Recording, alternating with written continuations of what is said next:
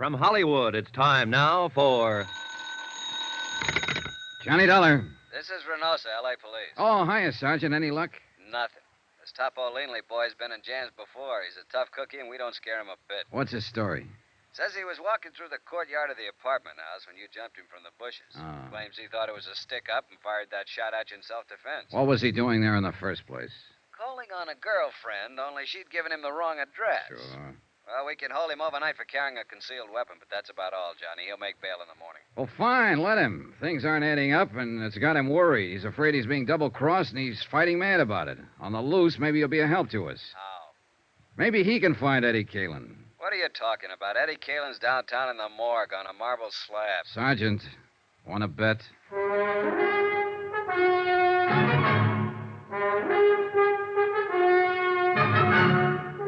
Tonight and every weekday night, Bob Bailey in the transcribed adventures of the man with the action-packed expense account, America's fabulous freelance insurance investigator. Yours truly, Johnny Dollar.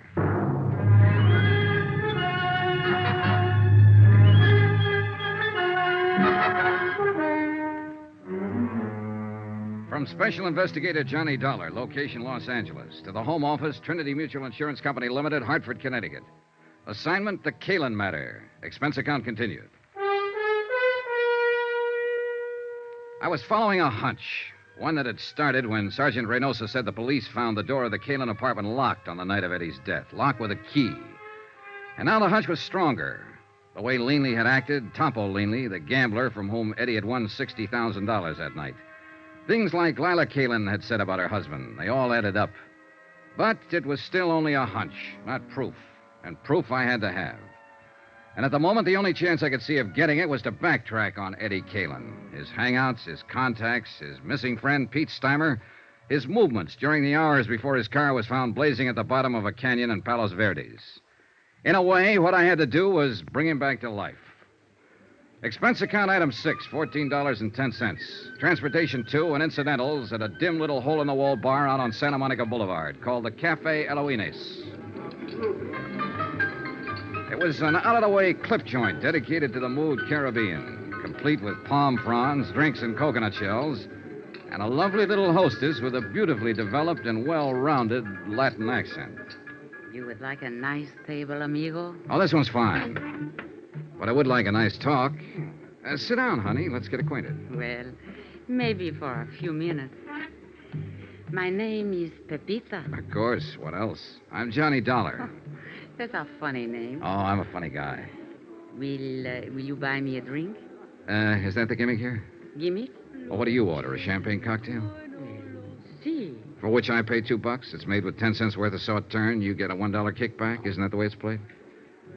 Are you with the Vice Squad? No, forget it. Relax. Hey, look. I'll do better than buy you a drink. What are you doing after you're through here? No dates. When I quit work here, I go straight home, amigo. And I live with my mother. Oh, well, that's a very good arrangement. Cheaper that way for both of you. But here's $10.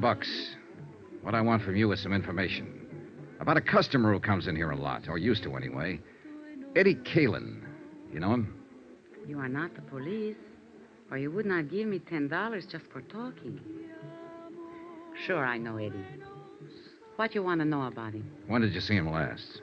On Thursday, the day before he was killed. How did he act? What did he say? Anything out of the ordinary? Oh, he said he loved me madly, passionately, devotionally. And if I do not love him too, he will kill himself. Just like ordinary. He was lying, of course. But he always was such exciting to listen. Then he buy me champagne cocktail and borrow from me the money to pay for it. Quite a boy. Que hombre. He was, how you say, he was the most. Yeah. How long was he in here that night? Quien sabe? 1 hour, perhaps? By himself? No. With his amigo, with Pete. Pete Steimer, huh? Si. Have you seen Pete since then? No. I do not think nobody has seen him. What do you think's happened to him? Who knows? Maybe he is too sad for Eddie dying. So he is hide out someplace all by himself. Well, it's a theory. Did Eddie seem worried that night? No. Scared?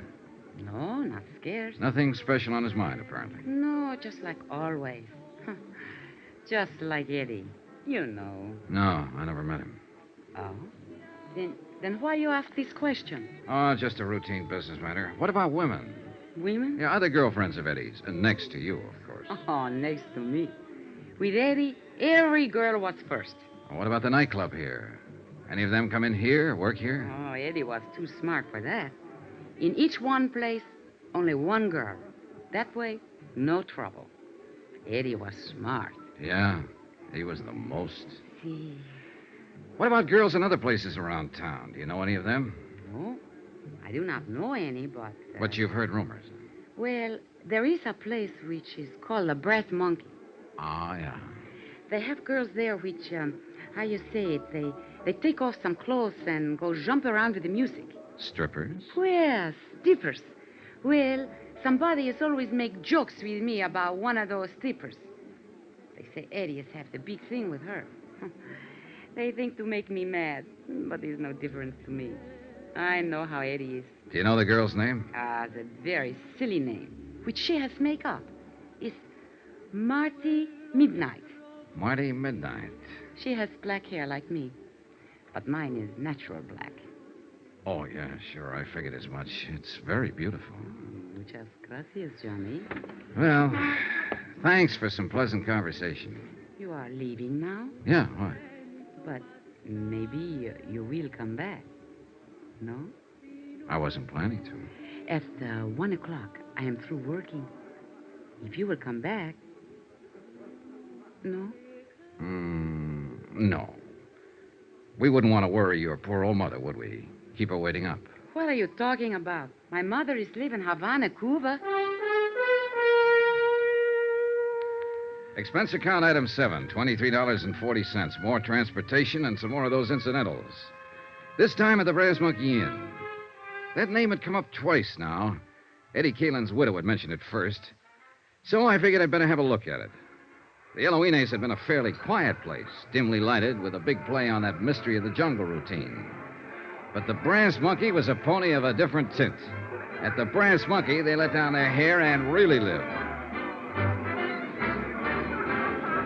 The chorus line was on and at it when I arrived, and strangely enough, the girls were all dolls, pert, young, lively, 7 of them from left to right. But not one of the 7 had midnight black hair. I leaned against the service bar and waited for the bartender to come down out of the clouds and notice me, and he finally did. Oh, sorry, Buster. Just couldn't see you for looking at you. Oh, that's all right. Who'd bother with a customer at a time like this? Another art lover. Man, I'll tell you true, there is the cream of the crop. 7 shining sisters. The Pleiades, brother. The absolute up-top zenith of the entire ecclesiastic firmament. What'll you have to drink? Scotch over ice. Checo. I read a lot. That's where I get all them big words. Always try to better myself. Get ahead, man, that's the thing. Yes, so I've heard. So I read all the time, and I got a system, too, a shortcut. You know all them books you see around? You know what they're full of? Well, opinions vary. Words. And you know where they get them? From the dictionary. So I don't mess around. I go right to headquarters. The only book I read is the dictionary. You what? Sure. Read it through twice, and now I'm clear up to J on the 3rd time around. You know what a joss house is? Yeah, it's a Chinese temple. I think I need that drink now. Oh, I'm sorry, Buster. Here you are. Say, you're pretty smart yourself. Oh, I'm a pedant. Pedant. That's with a P. Nah, I won't get to that for another 3 months. That's a buck even for the drink. Here you go. Keep the change. Well, thanks. Hey, this is a 20 you give me. Yeah, I know. Oh, I see. Well, Buster, the answer is no. I can't fix you up with one of the girls. All I want is some information. Like what? Like, where is Marty Midnight this evening? Oh, that I wouldn't know. She hasn't been around since, well, not for the last 4 or 5 nights. Since Eddie Caylin was murdered? Is that what you're about to say? Police? Insurance investigator. The company I represent issued a policy on him. Eddie Caylin with insurance? Yeah, he took it out about 2 months ago. Who's the beneficiary? His wife. Well, Well, I never met the gal, but I guess she's got something coming. She must have took quite a beating off of Eddie. Man, that cat could really operate. So I gather. You happen to know where Marty lives? Nah, she moved a few weeks ago, after she took up with Eddie. I don't even know her real name. Hey, is the manager here? I'm the manager, Buster. I hired him, fired him, and in between, just look at him. Oh, man, what a life. Do you know a friend of Eddie's named Pete Steimer? Sure, I know. He hasn't been around either. Disappeared that same night, huh? Yeah, that was a bad night all around. There was another guy dropped out of sight, too, a hood named Mike Kelso, one of Topo Leanley's boys. Do you know Topo? He comes in all the time. He's, Hey, wait a minute.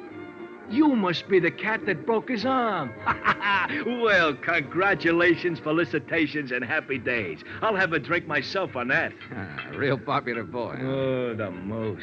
I understand he got his start by leaning out of his baby carriage and shoving his mother under a car. Was he in here that night? Well, sure. That's where Eddie met him. I told Eddie to stay clear of that game. And was I right? And you think that's why he was killed, for the $60,000 he won that night?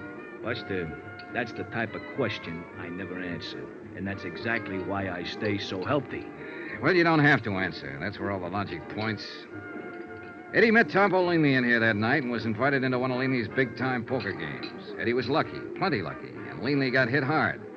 He decided he wouldn't stand still for it, so he and his muscle man, Mike Kelso, went around to Eddie's apartment, beat him up, got the $60,000, took Eddie out to the Palos Verdes Hills, ran him off the cliff, and set fire to his car. Any reason why it couldn't have happened like that? No. But there are a lot of loose ends. Like what has happened to Pete Steimer and Marty Midnight. Scared silly, hiding out. Mike Kelso. Same thing. He's sweating it out, waiting to see which way the wind blows. Or there's whispers around that he double-crossed Topo and ran out with the dough. Could be. But I keep remembering that door. What door? To Eddie's apartment. It was left locked with a key. So what's it got to do with every... Uh-oh, the police. I'm raided again. Hey, Red, dump that water, bar, whiskey down a sink. Jackie, get back there and tell the girls to cover up. Now, take it easy, you cats. Just keep your seats. Everything is copacetic. Relax. It's not a raid. That's Sergeant Reynosa. He's handling the Caylin case. Buster, a cop's a cop no matter what he's handling. Now, shake it up, Red. Turn on that water in the sink and dump it all in. What the devil are you doing here, Johnny? Having a drink? What's up, Sergeant? I'm looking for a girl who's supposed to work here named Marty Midnight. So am I. What's your reason? Suspicion of murder. What? The guy was killed in her apartment about an hour ago. The neighbors heard the shots. And it's real crazy, Johnny. It just can't be, but it is. We got a fast check on the fingerprints. You know who the guy was? Sure. It was Eddie Caylin.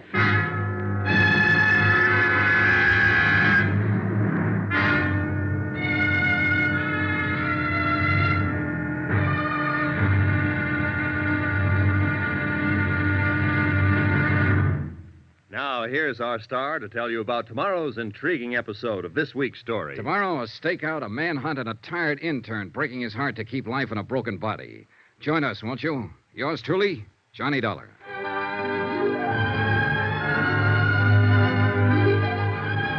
Yours truly, Johnny Dollar, starring Bob Bailey, is transcribed in Hollywood.